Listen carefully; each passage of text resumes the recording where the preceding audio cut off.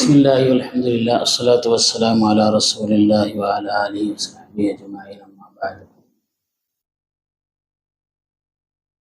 സൂറത്തുൽ കഹ്ഫിലെ അസ്ഹാബുൽ കഹ്ഫിൻ്റെ സംഭവമാണ് ഇനി പറയാൻ ബാക്കിയുള്ളത്.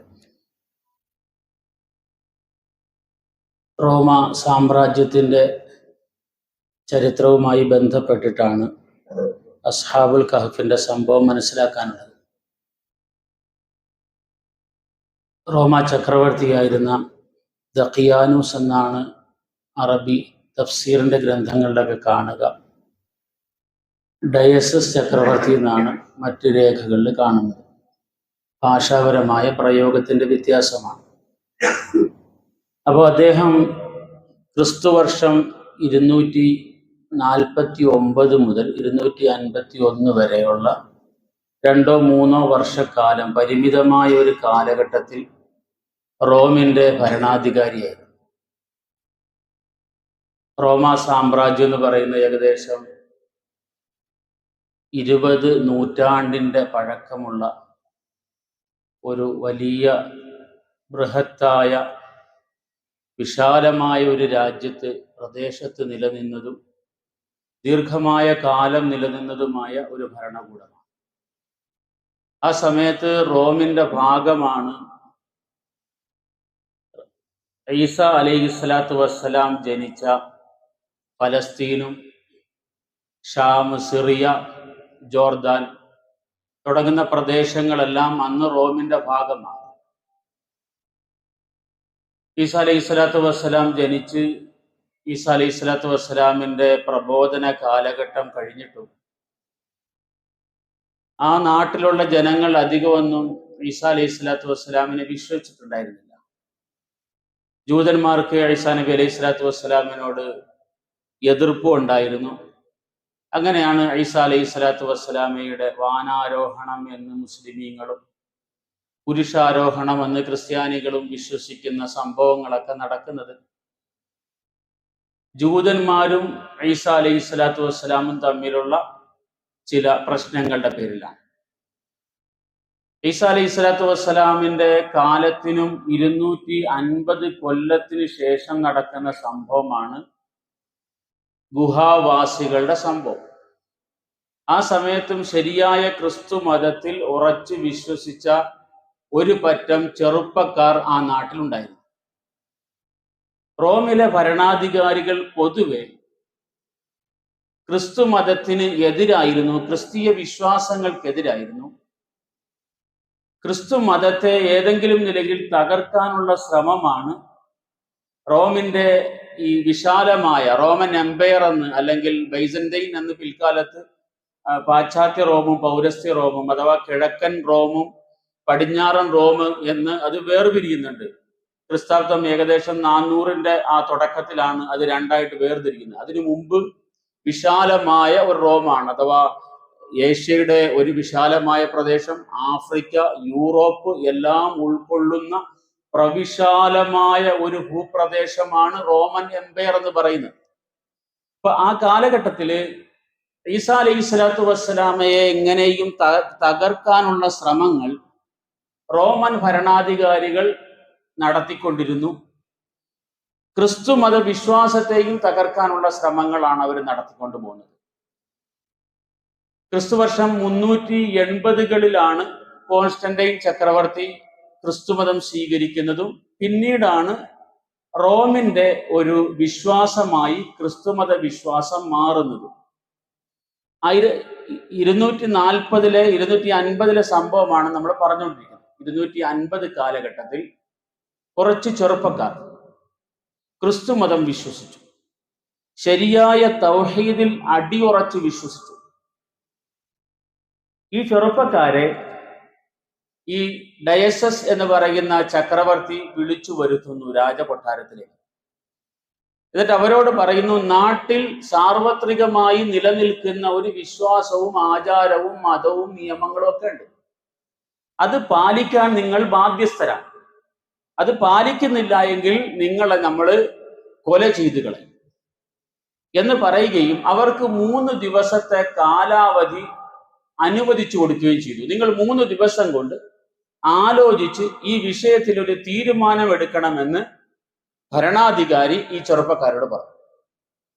അപ്രതീക്ഷിതമായ ഒരു യാത്ര ഈ രാജാവിന് വേണ്ടി വന്നു. രാജാവ് നാട് വിട്ട് ഒരു യാത്രയിലായി.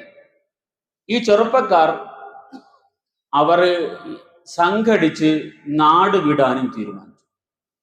അങ്ങനെ അവർ സംഘമായി ചേർന്ന് ഒരു ഗുഹയിൽ അഭയം പ്രാപിച്ചു.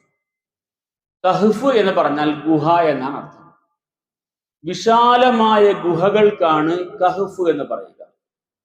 ഗാർ എന്ന് പറയും ചെറിയ ഗുഹകൾക്ക്. ഗാർ ഹിറ നമ്മൾ കേട്ടിട്ടുണ്ടാവും. ഹിറ ഗുഹ ചെറിയ ഗുഹയാണ്.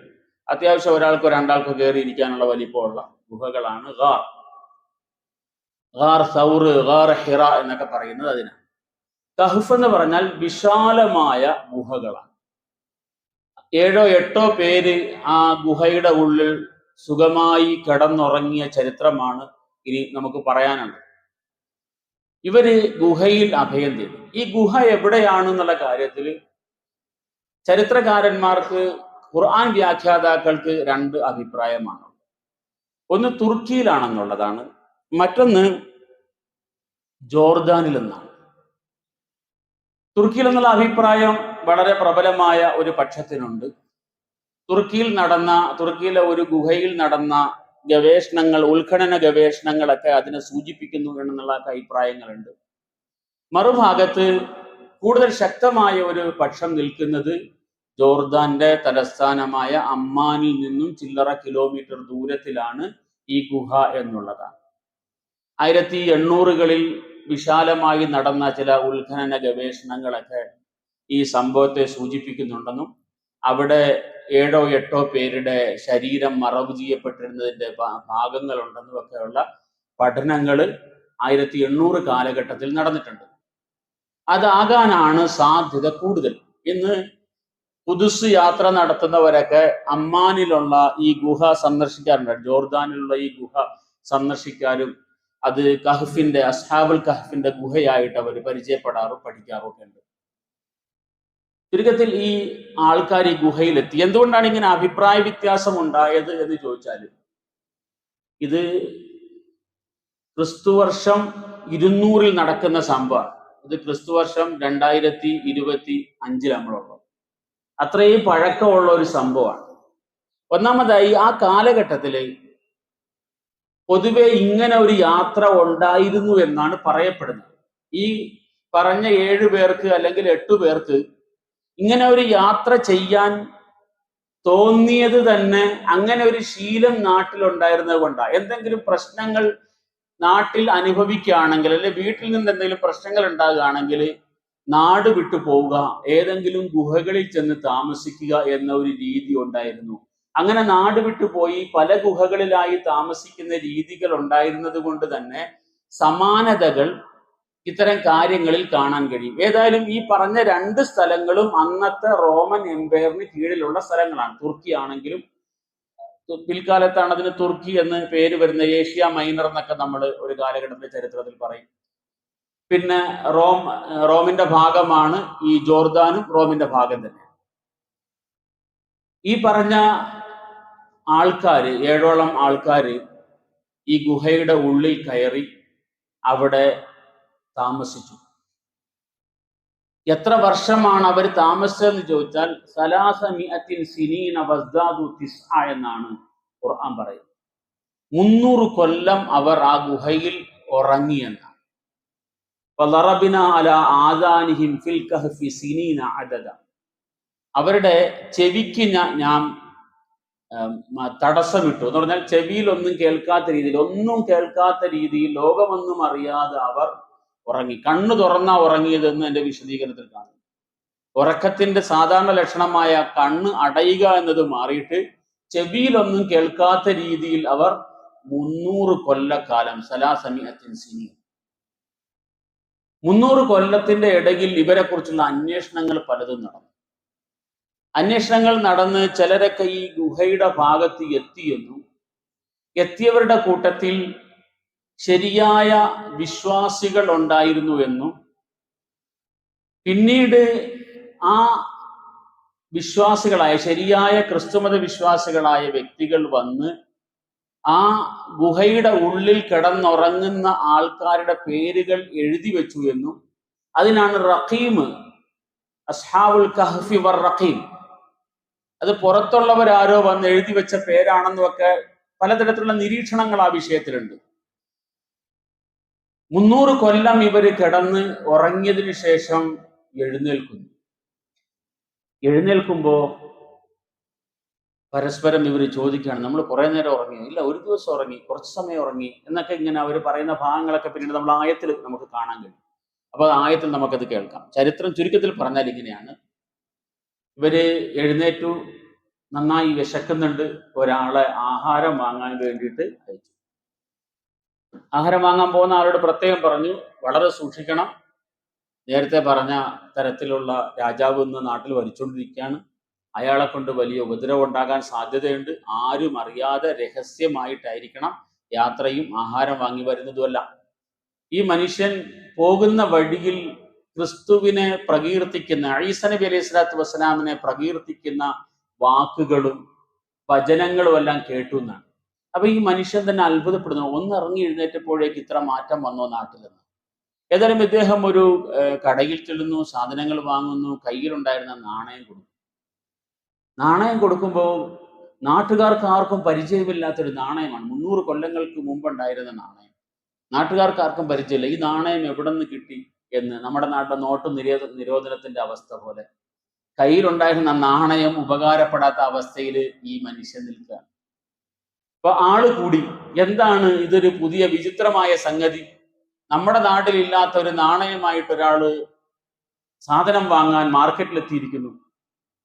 പിന്നെ അത് അവിടെ നിന്ന് ചർച്ചയായി. അപ്പൊ നാട്ടുകാരെല്ലാം അവിടെ കൂടി, നിനക്ക് എവിടെ നിന്നോ നിധി കിട്ടിയിട്ടുണ്ട്, നിധിയിൽ നിന്ന് കിട്ടിയതാണ്, ഇത് പഴയകാല രാജാവിന്റെ കാലഘട്ടത്തിലുള്ള സ്വർണ്ണ നാണയമാണ്. അപ്പോൾ എവിടെ നിന്നെങ്കിലും നിധി കിട്ടിയിട്ടുണ്ടെന്ന്. ഇന്ന് ജീവിച്ചിരിക്കുന്ന ഒരാളുടെ കയ്യിലും ഈ നാണയമില്ല.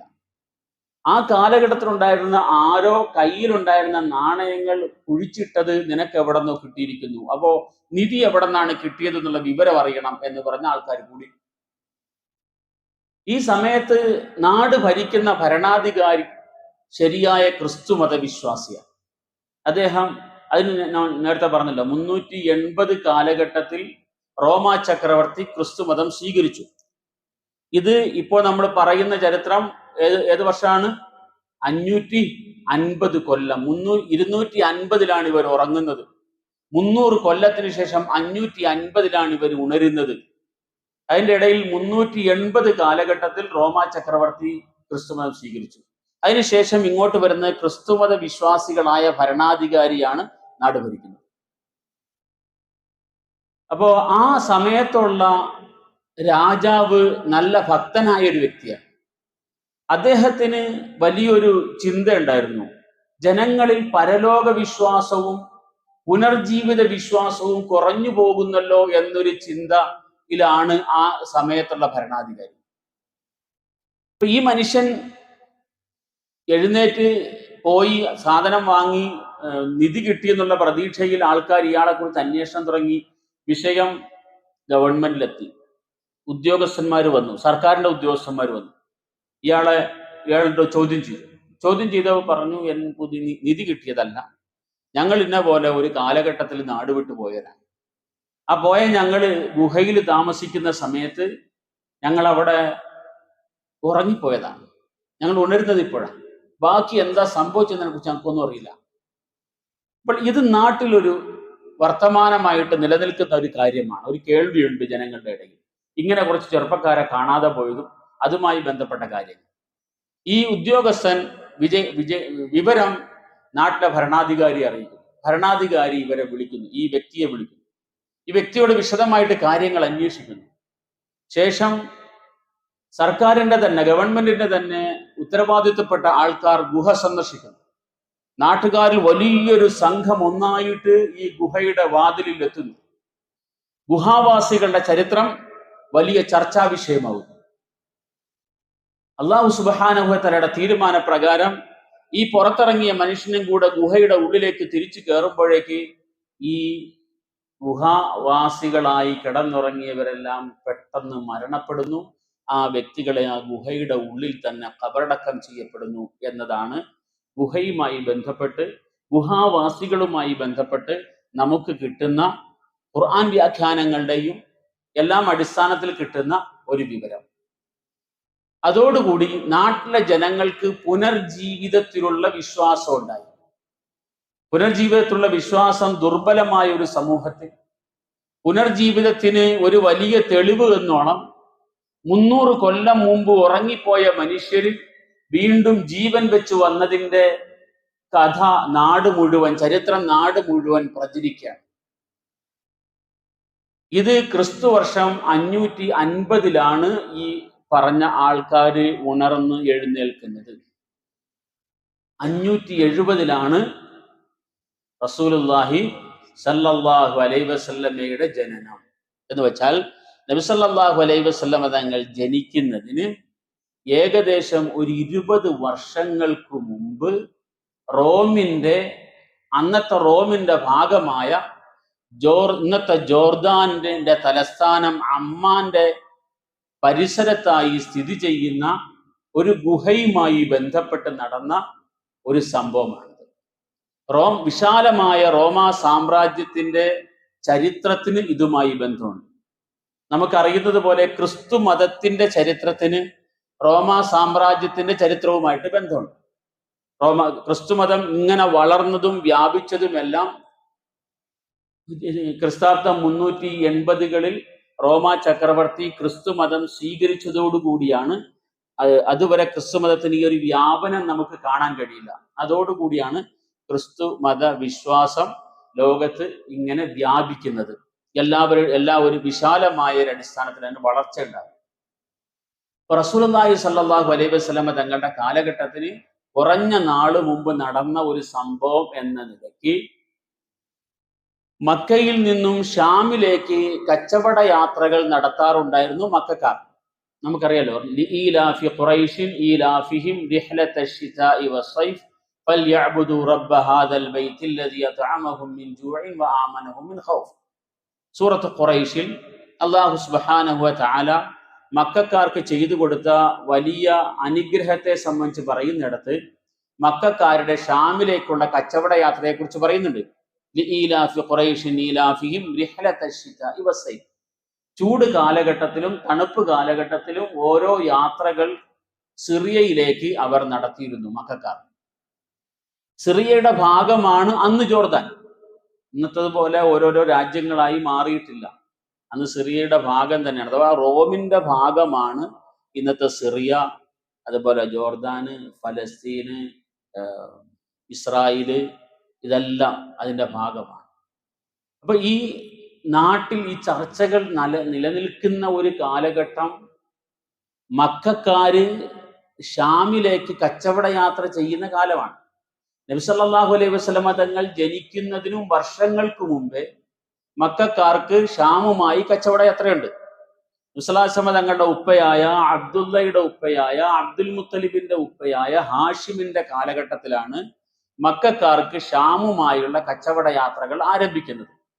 അപ്പൊ ചുരുക്കത്തിൽ ഈ സംഭവം നടക്കുമ്പോൾ മക്കക്കാര് ഷാമിൽ അഥവാ ഇതിന്റെ പരിസരങ്ങളിലൊക്കെ പോയി കച്ചവടം നടത്തി വരുന്ന സമയം ഈ വാർത്തകൾ ആ നാട്ടിലെ ചർച്ചാ വിഷയമായതുപോലെ തന്നെ മക്കയിലും ചർച്ചാ വിഷയമായി മാറിയ ഒരു കാര്യമാണ്.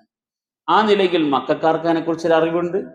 എന്നാൽ വേദഗ്രന്ഥങ്ങളിലൂടെ കിട്ടിയ അറിവനുസരിച്ച് മദീനക്കാരായ ജൂതന്മാർക്ക് അതിനെക്കുറിച്ച് അറിവുണ്ട്. അതിനെയൊക്കെ സംബന്ധിച്ച് വിവിധമായ അഭിപ്രായങ്ങൾ പല രേഖകളിലും നമുക്ക് കാണുകയും ചെയ്യാം. അതിനടിസ്ഥാനത്തിൽ അല്ലാഹു സുബ്ഹാനഹു വ തആല ഈ ഒരു സമൂഹത്തിന്റെ സംഭവം വളരെ ചുരുങ്ങിയ രീതിയിൽ പറയാം. ഇനി നമ്മൾ ഖുർആനിലേക്ക് പോകുമ്പോൾ അടിസ്ഥാനപരമായി 1-2 കാര്യങ്ങൾ മനസ്സിലാക്കാനുണ്ട്. ഖുർആൻ ഒരു ചരിത്ര ഗ്രന്ഥമാണോ എന്ന് ചോദിച്ചാൽ ചരിത്ര ഗ്രന്ഥമല്ല. എന്നാൽ ചരിത്രം പറയുന്നുണ്ടോ എന്ന് ചോദിച്ചാൽ ചരിത്രം പറയുന്നുണ്ട്. ഖുർആൻ സാഹിത്യ ഗ്രന്ഥമാണോ എന്ന് ചോദിച്ചാൽ സാഹിത്യ ഗ്രന്ഥമൊന്നുമല്ല. എന്നാൽ ഖുർആനിൽ സാഹിത്യം ഉണ്ടോ എന്ന് ചോദിച്ചാൽ ഉണ്ട്. ശാസ്ത്രം ഉണ്ടോ എന്ന് ചോദിച്ചാൽ ഉണ്ട്. പക്ഷെ ശാസ്ത്ര ഗ്രന്ഥമല്ല. ഖുർആൻ ഹുദൻ ലിൽ മുത്തഖീൻ യഹ്ദി ലില്ലതി ഹിയ അഖ്വം. മനുഷ്യനെ ഹിദായത്തിലേക്ക് കൊണ്ടുപോകാനുള്ള ഗ്രന്ഥമാണ് വിശുദ്ധ ഖുർആൻ. അപ്പൊ ഹിദായത്തിന് വേണ്ടിയിട്ട് മനുഷ്യനെ നേർവഴിയിലേക്ക് നടത്താൻ മനുഷ്യന്റെ ചിന്തയിലേക്ക് പലതും ഇട്ടുകൊടുക്കേണ്ടതായിട്ട് വരും. അങ്ങനെ വരുമ്പോൾ ചിലപ്പോ ശാസ്ത്രം പറയേണ്ടി വരും. അപ്പോൾ കാറ്റിനെ കുറിച്ചോ മഴയെക്കുറിച്ചോ മനുഷ്യ ശരീരത്തെക്കുറിച്ചോ മനുഷ്യന്റെ സൃഷ്ടിപ്പിനെ കുറിച്ചോ എല്ലാം ഖുർആൻ സംസാരിക്കുന്നുണ്ട്, സംസാരിക്കാതിരിക്കുന്നൊന്നുമില്ല. അതുപോലെ ചരിത്രവും ഖുർആൻ പറയുന്നുണ്ട്. പക്ഷെ ഖുർആന്റെ ചരിത്രം പറച്ചിലിന്റെ ഒരു രീതി വളരെ വ്യത്യസ്തമാണ്. ഒരു ചരിത്ര ഗ്രന്ഥത്തിന്റെയും ശൈലി ഖുർആൻ സ്വീകരിച്ചിട്ടേ ഇല്ല. അതുകൊണ്ട് തന്നെ ഒരു സംഭവം പറയുമ്പോൾ നമ്മൾ ചരിത്രത്തിന്റെ ഒന്നാമതായി അന്വേഷിക്കുന്ന കാര്യം എന്താണ്? ഇതെവിടെയാ നടന്നത് എന്നാണ് ആദ്യം ചോദിക്കുക, അല്ലെ? ചരിത്രം എന്ന് പറയുമ്പോൾ ഇതെവിടെയാ നടന്നത്, ഇതെപ്പോഴാണ് നടന്നത്, ഈ എപ്പോഴും എവിടെ, സ്ഥലകാല നിർണയത്തോടു കൂടിയാണ് ഒരു സംഭവം ചരിത്രമായി മാറുന്നത് എന്നാണ് പൊതുവെ പറയുന്നത്. സംഭവങ്ങളും ചരിത്രവും രണ്ടാണ്. ഖിസ്സ എന്ന് അറബിയിൽ പറയും സംഭവങ്ങൾ, താരീഖ് എന്ന് പറയും ചരിത്രം. അപ്പൊ നടന്ന ഒരു സംഭവത്തെ അത് ഇന്ന കാലഘട്ടത്തിൽ ഇന്ന സ്ഥലത്ത് നടന്നു എന്ന് പറയുമ്പോൾ അത് ചരിത്രമായി മാറി. താരീഖ് എന്ന് പറയുന്നത് അതാണ്. അപ്പൊ സ്ഥലകാല നിർണയം എന്ന് പറയുന്നത് ചരിത്രത്തിന്റെ അടിസ്ഥാന വിഷയമാണ്. ഇതെപ്പോ നടന്നു, എവിടെ വെച്ച് നടന്നു. ഖുർആന് ഈ വക ചർച്ചകളേ ഇല്ല. ഖുർആൻ ഒരു കാര്യം പറയുമ്പോൾ ഒരിടത്ത് എന്ന് പഴയകാല നമ്മുടെ മുത്തശ്ശി കഥകളിലുള്ളത് പോലെ ഒരു സംഭവം അങ്ങോട്ട് പറയുക എന്നതിൻ്റെ അപ്പുറത്തേക്ക് എപ്പോഴാ എവിടെയാണെന്ന് പറയുന്ന രീതിയില്ല. കാരണം ഈ സംഭവത്തിലെ ഗുണപാഠം മാത്രമേ ഖുർആൻ ഉദ്ദേശിക്കുന്നുള്ളൂ. ആ ഗുണപാഠത്തിന് എന്താണോ പറയേണ്ടത് അത് മാത്രമേ പറയൂ. കഴിഞ്ഞ വർഷം നമ്മൾ സൂറത്ത് യൂസുഫ് ആദ്യാവസാനം കേട്ടവരാ. യാക്കൂബ് നബിയുടെ സംഭവം വിശദമായി പറഞ്ഞു. യൂസുഫ് നബിയുടെ സംഭവം വിശദമായിട്ട് പറഞ്ഞു. യാക്കൂബ് നബി യൂസുഫ് നബി അലൈഹി സ്വലാത്തു വസ്സലാമും തമ്മിലുള്ള ബന്ധവും പറഞ്ഞു. അതിൻ്റെ ഇടയിൽ എവിടെയും യൂസുഫ് നബിയുടെ ഉമ്മാനെ കുറിച്ച് പറഞ്ഞില്ല. ഒരു ചരിത്രം പൂർണ്ണമായി പറഞ്ഞു തീർന്നിട്ട് ആ വ്യക്തിയുടെ ഉമ്മയെ കുറിച്ചൊരു ചർച്ചയേ ചെയ്തില്ല.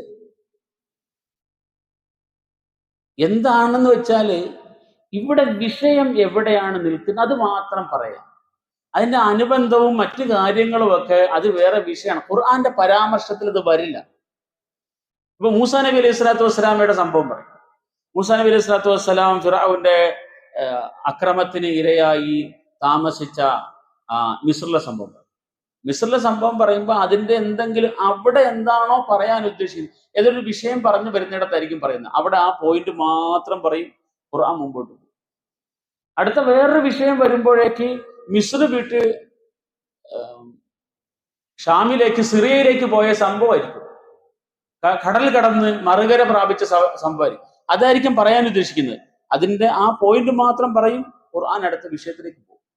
ഖുർആന്റെ ചരിത്ര വിശദീകരണ രീതി എന്ന് പറഞ്ഞാൽ ചരിത്ര വിശദീകരണത്തിന് വേണ്ടിയേ അല്ല, അതിലെ പാഠങ്ങൾ മനസ്സിലാക്കാൻ വേണ്ടി മാത്രമാണ്.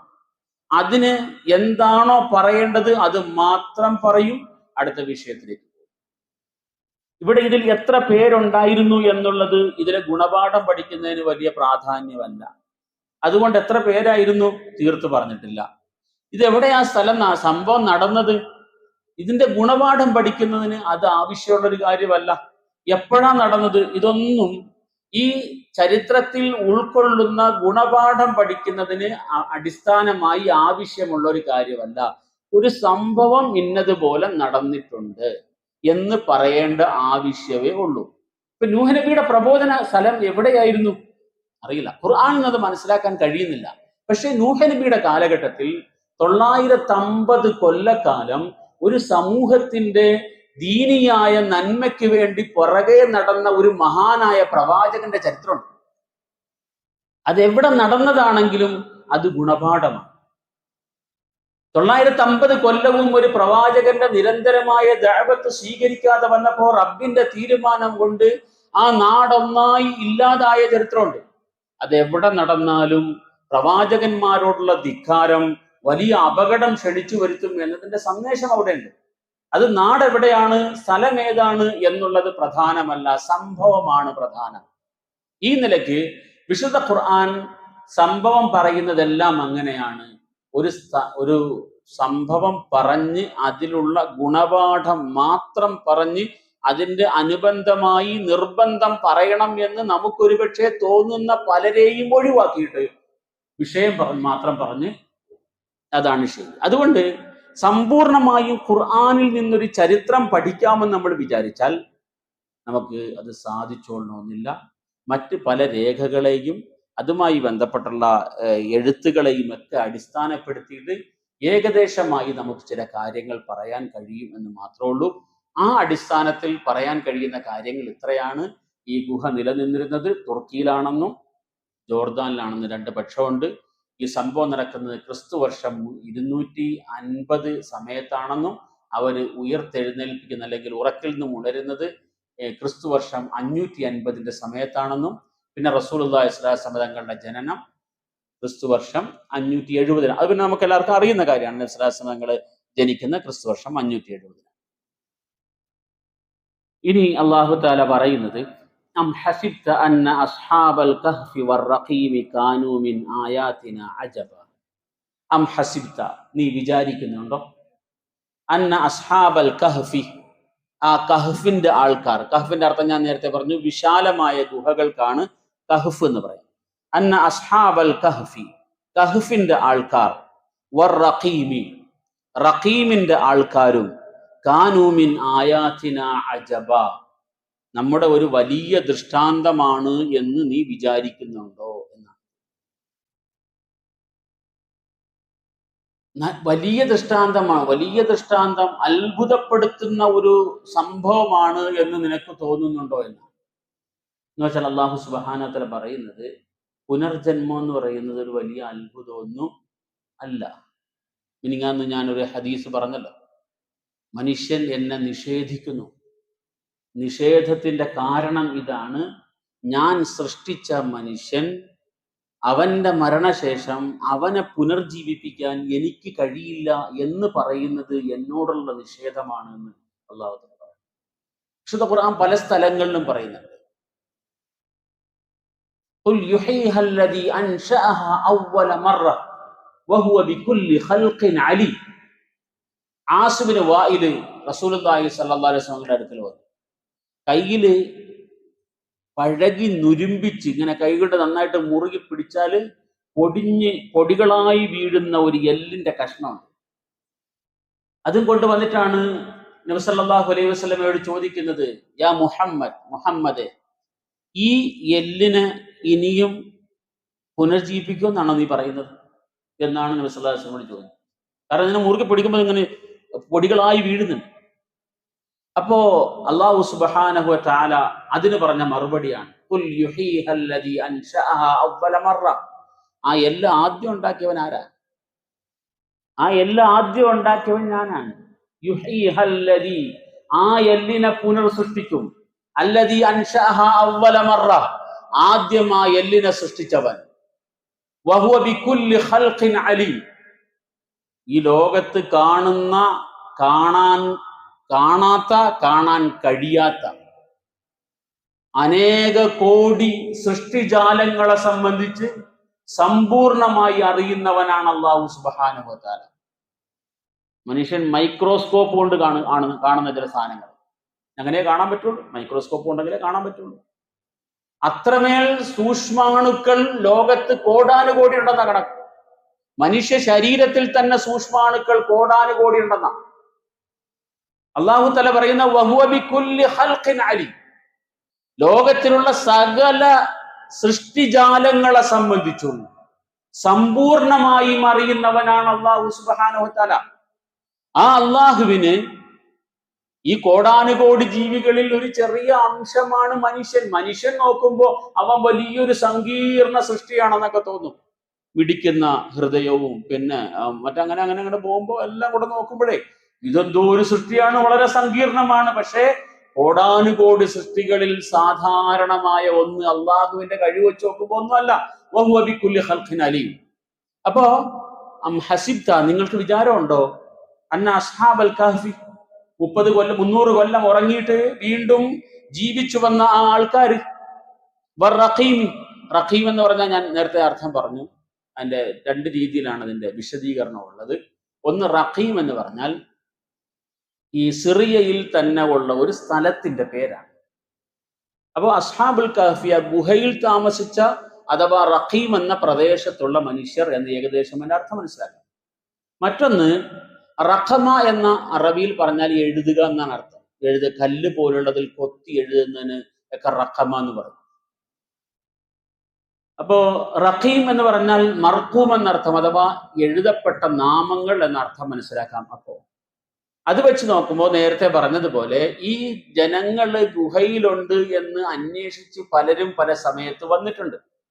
വന്ന സമയത്ത് ശരിയായ ചില മുവഹിദുകള്, ശരിയായ വിശ്വാസികൾ, ഇവരെ രാജാവിന്റെ അടുക്കൽ ഇവരുടെ വിവരം എത്തിക്കാൻ ആഗ്രഹവും താല്പര്യവും ഇല്ലാത്ത, വിശ്വാസത്തിൽ ഇവരോട് യോജിക്കുന്ന ചില ആൾക്കാരും ആ ഗുഹാമുഖത്ത് വന്നിട്ടുണ്ട്. പലയിടത്തും അന്വേഷിച്ചു പോയ കൂട്ടത്തിൽ ഈ ഗുഹാമുഖത്തും വന്നിട്ടുണ്ട്. അവരുടെ ശ്രദ്ധയിൽ ഈ മനുഷ്യർ പെട്ടിട്ടുമുണ്ട്. അവർക്ക് പക്ഷേ ഈ ആൾക്കാരെ എല്ലാം പേരുകൾ അറിയുകയും ചെയ്യാം, ഇവര് കിടന്നുറങ്ങുമ്പോൾ. അപ്പൊ അതേ കാലഘട്ടത്തിലുള്ളവരാണല്ലോ. അപ്പോൾ അവര് ഈ ഉള്ളിൽ കിടക്കുന്ന ആൾക്കാരുടെ പേരുകൾ എഴുതി അവിടെ അതിന്റെ ഫ്രണ്ടിൽ തന്നെ സൂക്ഷിച്ചു വെച്ചു എന്നുള്ളതാണ് ഒരർത്ഥം.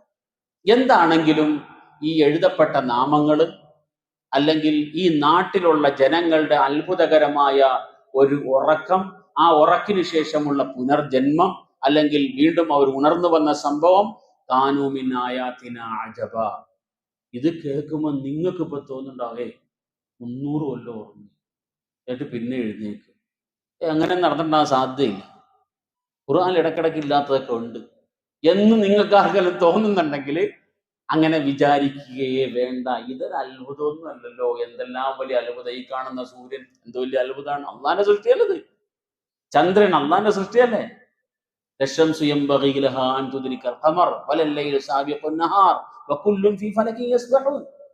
ഇക്കണ്ട വിശാലമാം വിണ്ടട മുറ്റത്തിങ്കൽ ഗോള നക്ഷത്രങ്ങളെ അമ്മാനമാടിയും ഒന്നിനോടൊന്ന് തട്ടാതെ തട്ടിയും മുട്ടാതെ മുട്ടിയും നിത്യം ഉരുട്ടും പ്രപഞ്ച സൃഷ്ടി എന്ന് ഏതോ കവി പറഞ്ഞ പോലെ ഈ കാണുന്ന വിണ്ടട മുറ്റത്ത് എന്ന് പറഞ്ഞാൽ ആകാശത്തിന്റെ മുറ്റത്ത് ഗോള നക്ഷത്രങ്ങൾ ഇങ്ങനെ അങ്ങോട്ടും ഇങ്ങോട്ടും പാഞ്ഞുകൊണ്ടിരിക്കുകയാണ് അതിവേഗത്തിൽ.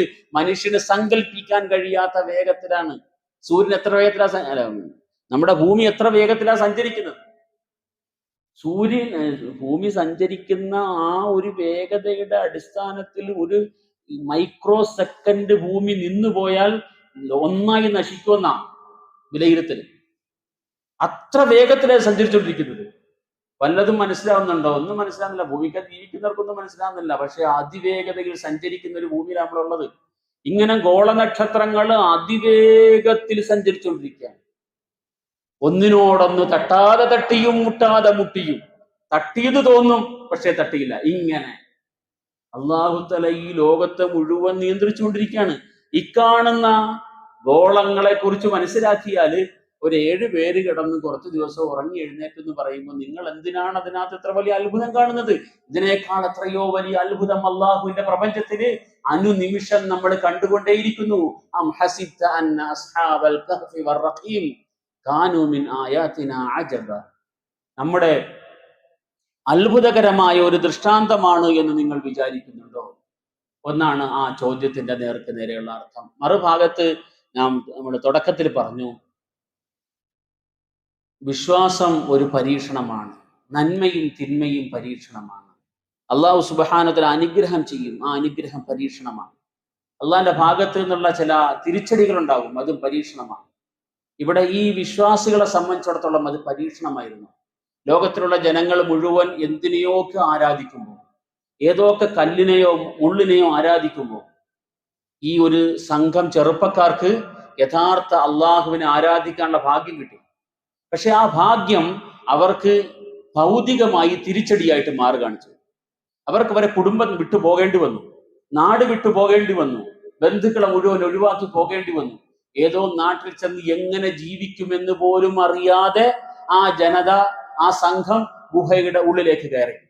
ചരിത്രത്തിൽ നമുക്ക് വായിക്കാൻ കഴിയും, ഇസ്ലാമിന്റെ ആരംഭ കാലഘട്ടത്തില് മക്കയില് മുസ്ലിമീങ്ങൾ പലതരത്തിലുള്ള ഉപദ്രവങ്ങൾ അനുഭവിച്ചു കൊണ്ടിരിക്കുമ്പോൾ നബി സല്ലല്ലാഹു അലൈഹി വസല്ലമ തങ്ങള് മക്കയിലുള്ള സാധുക്കളായ ഈ സഹാബാക്കളോട്, നിങ്ങൾക്ക് അബിസീനിയയിൽ ഒരു രാജാവുണ്ട്, ക്രിസ്ത്യാനിയായ രാജാവാണ്.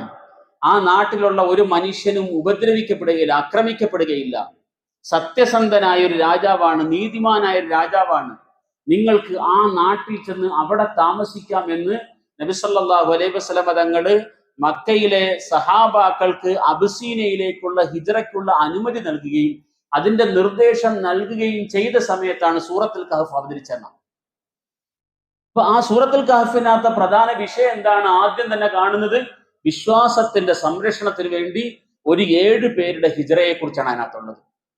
നബി സല്ലല്ലാഹു അലൈഹി വസല്ലമ തങ്ങള് മക്കയിലുള്ള സാധുക്കളായി സഹാബാക്കളോട് നിർദ്ദേശിക്കുന്ന അബസീനിയയിലേക്ക് പോകണമെങ്കിൽ മക്കയിൽ നിന്നും ജിദ്ദയിലെത്തണം.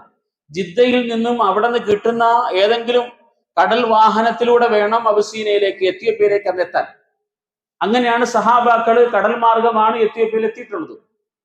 അപ്പൊ ഇവിടെ ഈ സമൂഹത്തിന്റെ, മക്കയിലെ മുസ്ലിമീങ്ങളായ സമൂഹത്തിന്റെ മുമ്പിൽ ഒരു നാട് നിർദ്ദേശിക്കപ്പെടുന്നുണ്ട്. ആ നാട് സ്വസ്ഥമാണ്, സമാധാനപൂർവ്വം താമസിക്കാൻ കഴിയുന്നതാണ് എന്ന് നബി സല്ലല്ലാഹു അലൈഹി വസല്ലം ഉറപ്പ് കൊടുക്കുന്നുണ്ട്. പക്ഷെ ഈ ജനങ്ങളെ സംബന്ധിച്ചിടത്തോളം എങ്ങോട്ടാ പോകുന്നതെന്ന് പോലും അവർക്കൊരു നിശ്ചയമില്ല. അവര് കയ്യിലുള്ളതും എടുത്ത് യാത്രയാകുകയാണ്, ഹിജ്റയാകുകയാണ്. വിശ്വാസത്തിന്റെ സംരക്ഷണത്തിന് വേണ്ടി അവർ ഹിജ്റ ചെയ്യുകയാണ്. അപ്പോ വിശ്വാസം എന്ന് പറയുന്ന ഒരു അനുഗ്രഹമാണ്. ലോകത്ത് ലഭിക്കാവുന്ന ഏറ്റവും വലിയ നിഅമത്ത്, അള്ളാഹുവിനെ അറിയാൻ കഴിയുക എന്ന് പറയുന്ന ഏറ്റവും വലിയ നിഅമത്ത്. പക്ഷെ ആ നിഅമത്ത് ചിലപ്പോൾ ലൗകികമായ ചില നഷ്ടങ്ങൾ വരുത്തി വെച്ചേക്കാം. ലൗകികമായ നഷ്ടങ്ങൾ വന്നാലും അള്ളാഹുവിനെ അറിയാൻ കിട്ടിയ ഈ നിഅമത്തിനെ മനുഷ്യൻ കൈയൊഴിക്കരുത് എന്ന ഒരടിസ്ഥാനപരമായ സന്ദേശം ആദ്യമായി സൂറത്തുൽ കഹ്ഫില് അസ്ഹാബുൽ കഹ്ഫിന്റെ സംഭവം നമ്മെ പഠിപ്പിക്കുന്നുണ്ട്. അല്ലാഹു സുബ്ഹാനഹു വ തആല ചരിത്രത്തിന്റെ യഥാർത്ഥമായ ഭാഗങ്ങൾ മനസ്സിലാക്കാനും അതിന്റെ ഗുണപാഠങ്ങൾ സ്വീകരിക്കാനും നമുക്ക് തൗഫീഖ് ചെയ്യട്ടെ. വആഖിറു ദഅവാനാ അൽഹംദുലില്ലാഹി റബ്ബിൽ ആലമീൻ. അസ്സലാമു അലൈക്കും വറഹ്മത്തുള്ളാഹി.